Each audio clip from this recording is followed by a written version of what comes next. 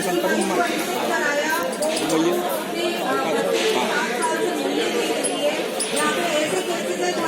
जी sir, आप अपना नाम बता दीजिए और क्यों प्रोटेस्ट कर रहे हैं, क्या डिमांड है और क्यों दिल्ली आए? नमस्कार, मेरा नाम अशोक कशोरा है। मैं अध्यक्ष संस्था पुरुष इंदौर से अपने प्रतिनिधियों के साथ में दिल्ली के जंतर मंतर के प्रोटेस्ट स्थल पर आया हुआ हूँ। यहाँ पर एनसीएम इंडिया के बैनर तने हिंदुस्तान की सरजमी से कई एनजीओ आए हुए हैं और सारे एनजीओ मिलकर के एक ही डिमांड कर रहे हैं कि हमें पुरुष आयोग का गठन कराना है। इस राष्ट्र में जब कुत्ते बिल्लियों के लिए, पशु पक्षियों के लिए, जल मल के लिए आयोग हो सकता है तो पुरुष के लिए, मर्द के लिए आयोग क्यों नहीं है?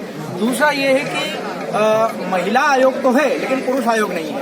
अब प्रश्न ये उठता है कि महिलाओं के लिए आईपीसी में 65 धारा है और इसी प्रकार से 1.5 डजन से ज्यादा हेल्पलाइन है। महिला आयोग है, महिला थाना है, सखी सेंटर है, महिला संगठन है, बहुत सारी चीजें, लेकिन पुरुष के लिए कहीं भी नहीं है।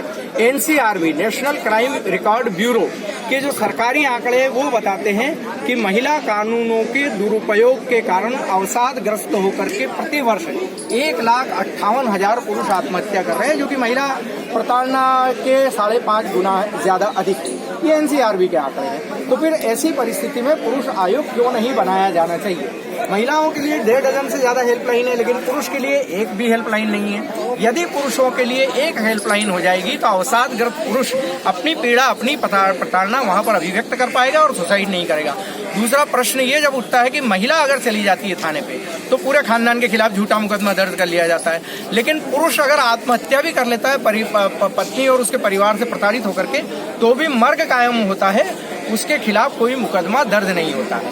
नारी स्वतंत्रता और सशक्तिकरण के हम भी खिलाफ नहीं है, क्योंकि यहाँ यत्र नार्यस्तु पूज्यन्ते रमन्ते तत्र देवता की अवधारणा मनुस्मृति में है। लेकिन ऐसी नारी जो पूजने के योग्य हो, जब त्रेता युग में शूर्पणखा की नाक मर्यादा पुरुषोत्तम के सामने काटी गई, तो आज इस घोर कलयुग में व्यभिचारी नारी का महिमा मंडन क्यों किया जा रहा है? घरेलू हिंसा कानून जो है, उस कानून जो 2005 में घरेलू हिंसा कानून सोनिया जी के राज में बनाया गया है, उसमें इस हद तक महिला के व्यभिचार का महिमा मंडन है कि अगर कोई पत्नी अपने पति के मकान पर कब्जा कर ले, उसको धक्के देकर के निकाल दे, अपने प्रेमी के साथ रहना शुरू कर दे और प्रेमी के साथ बच्चा पैदा कर ले, तो भी उसका भरण पोषण पति देगा, क्योंकि घरेलू हिंसा के प्रकरण में कानून का ये कहना है कि बच्चे के पितृत्व पर विचार ही नहीं किया जाएगा। ये कानून है या मजाक है?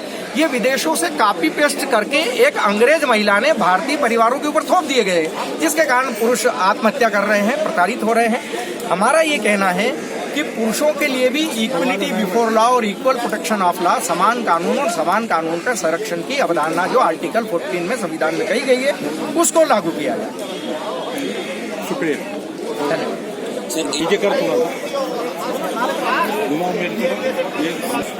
और जंतर मंतर पे क्यों आए हैं, क्या डिमांड है सरकार से, क्यों प्रोटेस्ट कर रहे हैं? मेरा नाम रजत जैन है, मैं दिल्ली से बिलोंग करता हूँ। आज से करीबन 4 से 5 साल पहले मुझ पर फर्जी मुकदमे किए गए थे जो उत्तर प्रदेश शामली डिस्ट्रिक्ट में रजिस्टर्ड है। उन मुकदमों के बाद मैंने डिसाइड किया था कि क्या बोलते हैं, मैं सारी जो ये सभी मुकदमे जो मुझ पर झूठे करे गए हैं, मैं उनको झूठा साबित करके अपनी जिंदगी में क्या बोलते हैं अपने आप को निर्दोष साबित करूंगा और अपने परिवार को निर्दोष साबित करूंगा। ये कोई और मुकदमे नहीं बल्कि झूठे क्या बोलते हैं 498 और महिला उत्पीड़न के मुकदमे थे, जिसमें मेरे फादर के ऊपर भी एलिगेशंस लगाए गए थे मेरी पूर्व पत्नी के द्वारा। ये सभी मुकदमे झूठे थे क्योंकि उन्होंने ये एलिगेशंस लगाए थे कि हमने उन्हीं के घर में जाकर उनको जान से मारने की कोशिश करी, जिसमें 307 जैसी गंभीर धारा भी मुझ पे थी। इसके अलावा जो रेगुलर सेक्शंस लगाए जाते हैं जो एफआईआर को फैब्रिकेट करने के लिए जरूरी होते हैं, जैसे 498 हो गया, डाउरी एक्ट 3/4 हो गया, 406 हो गया, फादर के ऊपर 354 लगाई थी, मेरे पे अननेचुरल सेक्स 377 लगाई थी। तो ये सभी धाराओं के लिए मेरे पास सबूत थे, जिनको मैं ईट से ईट बजा के अपने क्या बोलते हैं लड़ रहा हूँ। और आज दिल्ली की कोर्टों में भी क्या बोलते हैं कुछ मुकदमे रजिस्टर्ड है, क्योंकि उन्होंने एक्सटॉर्शन जैसे गंभीर आरोप को भी अंजाम दिया था और क्या बोलते हैं उन्हीं के मुकदमे दिल्ली से दर्ज हैं।